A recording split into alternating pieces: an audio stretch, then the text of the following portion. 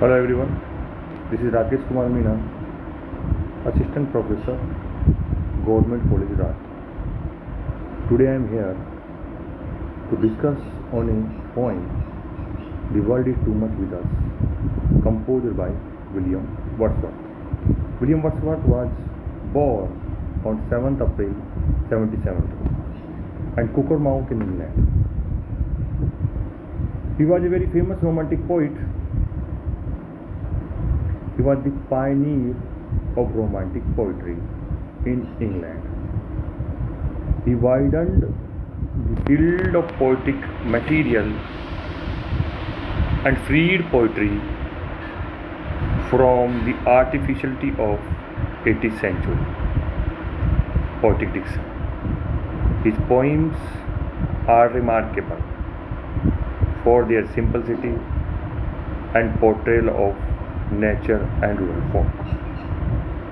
Wordsworth, with collaboration of S.T. Coleridge, published Lyrical Ballads in 1798, which is considered as the beginning of the Romantic movement in English literature. His poem, The World is Too Much With Us, is written in the form of Petrarch sonnet. As you know, there are two kinds of sonnets, Petrarch sonnets and English sonnets or Shakespearean sonnets. A sonnet is a 14 line of poetic invention written in iambic pentameter. A Petrarch sonnet is divided in two parts, octave and sestive. First 8 lines is called octave and the last 6 lines is called sestive. In this particular sonnet, The World is Too Much With Us, the octave follows a rhyme scheme of A, B, B, A, and sestive part follows a rhyme scheme of C, D, D, C, C, D. In most of Petrarch sonnets, the octave parts proposes a question or a problem or an idea that the sestive answers or comments on it. The sonnet The World is Too Much With Us is published in 1807. The poem laments on the withering connection between humankind and nature, blaming industrial society for replacing that connection with material pursuit.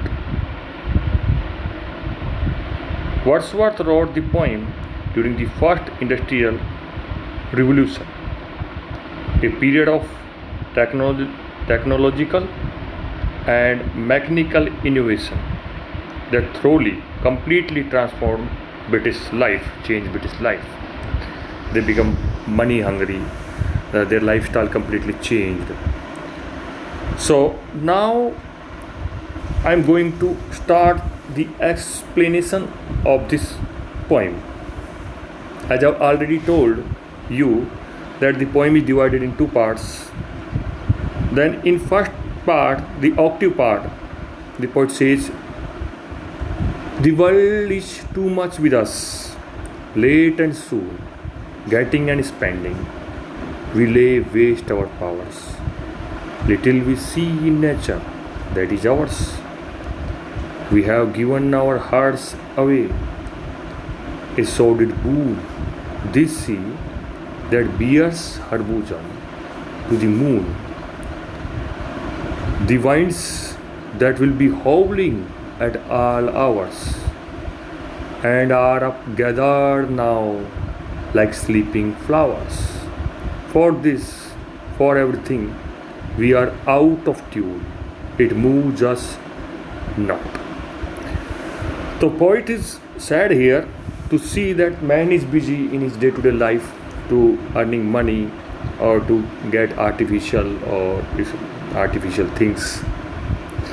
So poet says the material world, that the city, our jobs, our innumerable financial obligations controls our lives to an unhealthy degree. We are always rushing from one thing to the next. We earn money one day just to spend it in the next. The result of this is that we have destroyed a vital part of our humanity. We have lost the ability to connect with and find peace or tranquility in nature. In exchange for material gain, we have given away our emotions and liveliness. Here now the poet is giving some examples which is taken from the nature. He says, this ocean that reflects the moonlight on its surface and the peaceful, momentarily windless night, which is like flowers whose petals are folded up in the cold.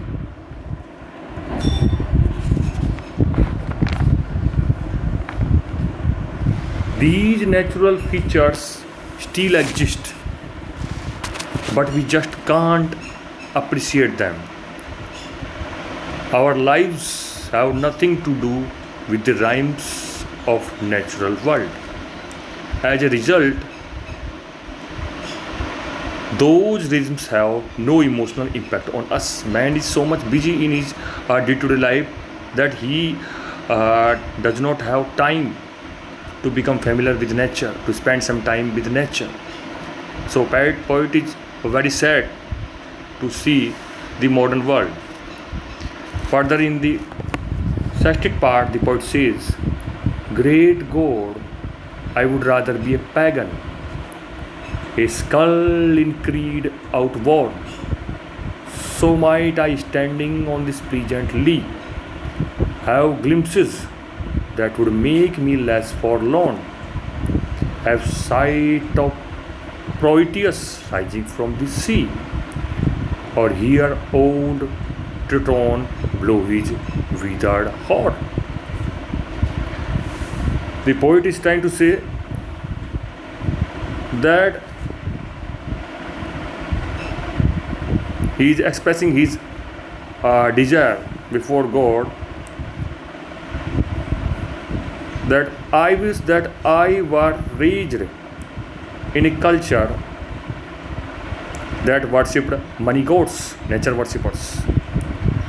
Though that religion is now outdated.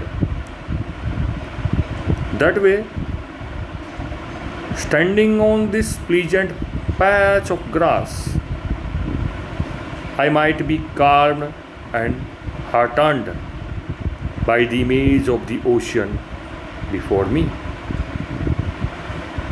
I might see the Greek god Proteus taking shape before my very eyes, or hear another Greek god Triton blow his legendary spiral grooved conch shell. Thus, through this poem, the poet wants to convey a message that we should save some time from our normal day-to-day life to become familiar with nature. We should spend some time with nature. With that, that is the end of this beautiful sonnet. I hope you have enjoyed it. Thank you.